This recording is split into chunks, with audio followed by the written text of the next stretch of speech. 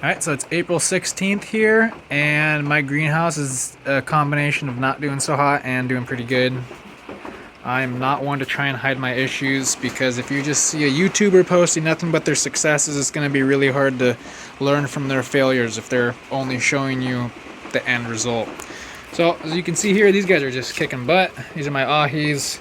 Got some purple peppers here, a couple of variegated guys. Been really loving these guys.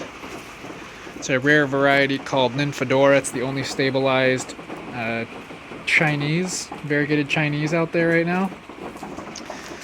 A bunch of ties here, and this is where things start to not look so happy. So these guys I transplanted too early, and then I overwatered. I was getting ambitious with the feeding process, and they did not like it, and they've had wet feet.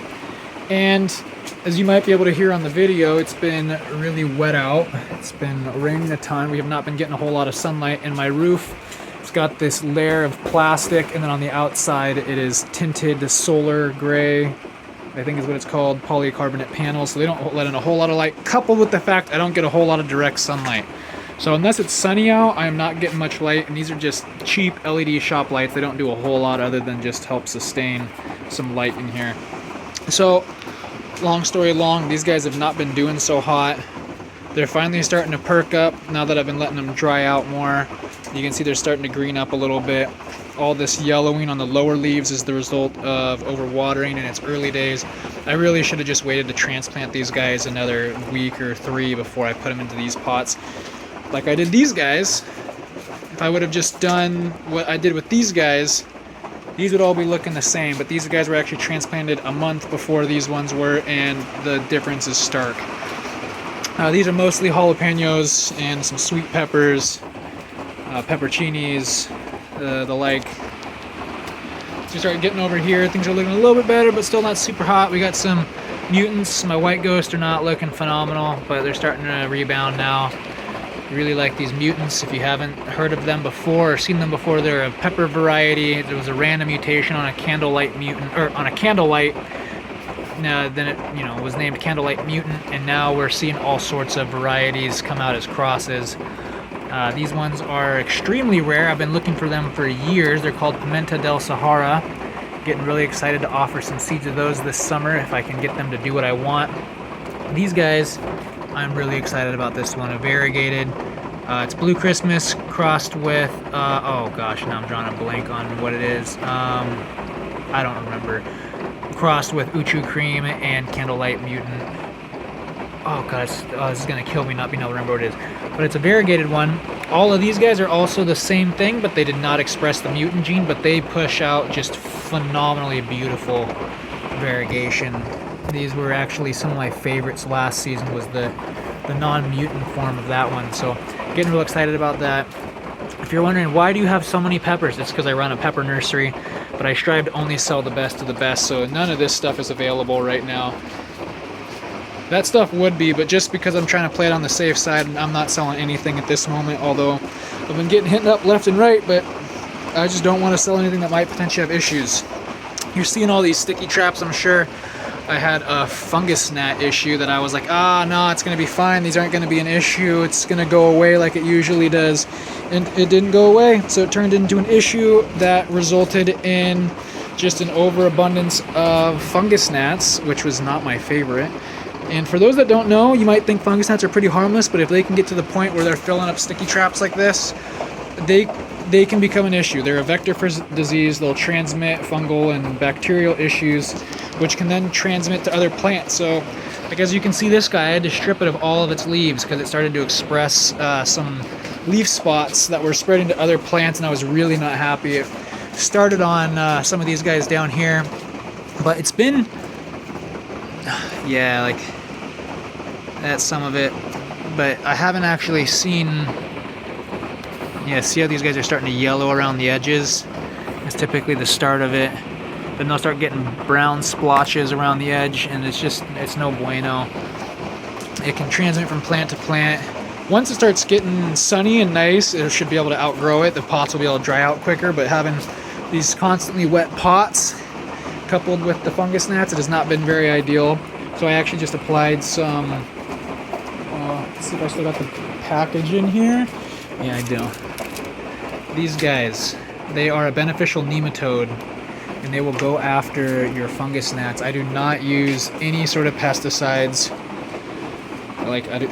People have been recommending to use mosquito bits, but it is a pesticide. It's a registered pesticide. I know it's just a bacterium. It's not a chemical, but I stand behind my no pesticide label. I mean, it's not an official label. I just like to be able to tell people I don't use pesticides of any kind, even if it is just a bacterium. So it's been a little bit since I've applied those. I've applied them twice now in the past like week and a half or so, and the fungus gnat issue has been declining. I'm about to put up some new sticky traps here pretty soon so I can monitor the current condition of it, because as you can see, some of these are just absolutely loaded with fungus gnats. Hopefully this doesn't deter you from wanting to buy things from me because you see that I have a problem, but I do not sell anything that I would not grow myself, and I'll actually grow things myself that I wouldn't sell to people, because I strive to only sell the best stuff. I don't want to be selling people things that are diseased. So long story long, on a hiatus right now, but you know, I'm just going to be real and show you what I'm dealing with.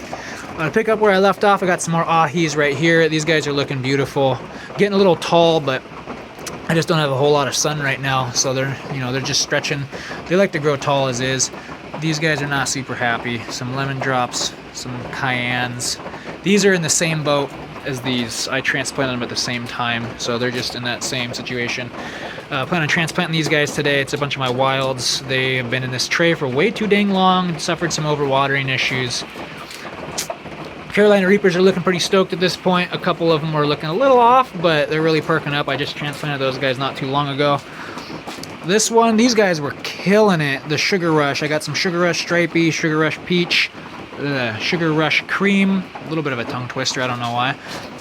But they started showing some signs of those fungal issues on the leaves, so I picked off all the infected a couple days ago. Okay, yeah, there's an example of it. You might be like, oh, that's not an issue, but then it becomes an issue, and then you start tossing plants.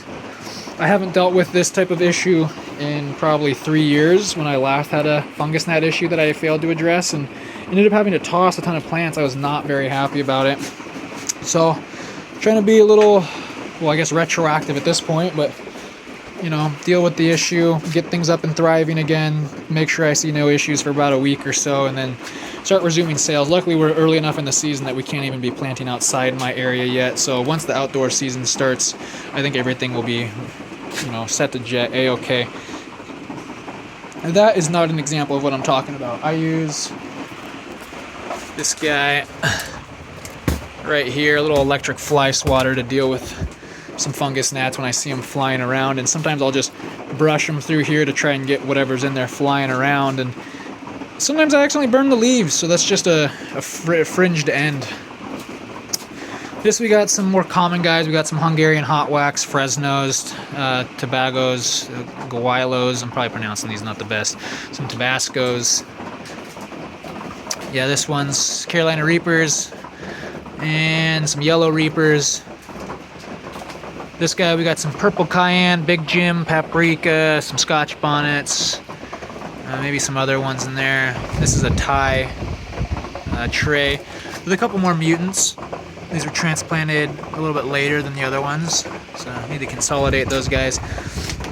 This was one of a couple of the trays that were not looking so hot, but what is on there now has not been showing any signs over the last like 3 or 4 days, so it's a good sign in my book. We got a bunch of different scorpions here: Trinidad scorpion, orange scorpion, black scorpion. Got some 7-pots in there as well. These ones are a lot of fun. These have become a favorite over the last year. These ones are from Chris Fuller over in Wales with Welsh Dragon Chili. I highly recommend picking up some seeds from him. He sends out some quality stuff. Real nice guy. One of my favorite growers out there. If you can see in the video, they're like a fuzzy plant. The mini olive ricotta. It's a lot of fun. They put out a real thick, juicy wall. It's got some solid heat. I can't really tell you exactly where the heat level is at. It's not too hot if you're at least used to eating super hots. Hopefully you can hear me because the rain is coming down right now, so I'm trying to talk a little bit louder than I normally would. I really want to make the sauce with these. These guys have a really unique and fun flavor. Got some purple UFOs in here. Some sunrise scorpion, my favorite scorpion out there. These guys go all vertically. A lot of fun growing those guys. Got some Genghis brain, Death Spiral. This one I'm super stoked for this year, the Purple Reaper. I've never grown that one before, but it's been a gorgeous plant so far. Oh, and then of course one of my favorite, Kong Star Lemon Starburst. One of my favorite peppers. Super tasty, makes a delicious sauce. Got a tray of ghosts here. Some habaneros, some daytals, some fatales. Just a mixed bag, pre-order for a friend. These guys, this is how I was trying to combat the fungus gnats early on, trying to just create a layer. I know people recommend you can put sand down, so I was kind of hoping to achieve a similar effect with the perlite, but it didn't really do nothing. These guys are some of my own hybrids. I ended up having to toss a ton of my own hybrids, which I was bummed about because they got hit the worst.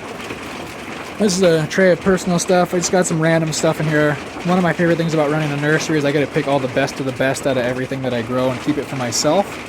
It's probably my favorite part about doing all this. So just a smorgasbord of stuff. Got some Lemon Starburst, Pockmark, Fidalgo Roja. I got a random Fatale that started pushing out some purple when it was brighter. Now that it's in this tinted greenhouse, it's not pushing out as much, but I think it hybridized with something because it's pushing out some purple. So I'm gonna see what it does. Jigsaw, one of my favorites in terms of the variegated guys. Fatale, Salatiga variegated. Oh man, I like all the variegateds are my favorite variegateds. I can't say that. I got some more Pimenta del Saharas and some more mutants. This guy is just beautiful. Same with this guy. I'm just a fan of variegated. And then these not so happy guys up here. These guys are all my personal sweet peppers that are going outside. Same deal as what was going on with over there, but you know, it is what it is. And yeah, that's my April update. Everything's not looking great, but there is a lot of stuff looking great, you know. So especially these guys. These guys are hands down my favorite thing that I grow. I've got 28 of them this year. I am super stoked on these ones. Going to be attempting more breeding with them this year. I did not do so hot last year, so hoping I get better results this time around.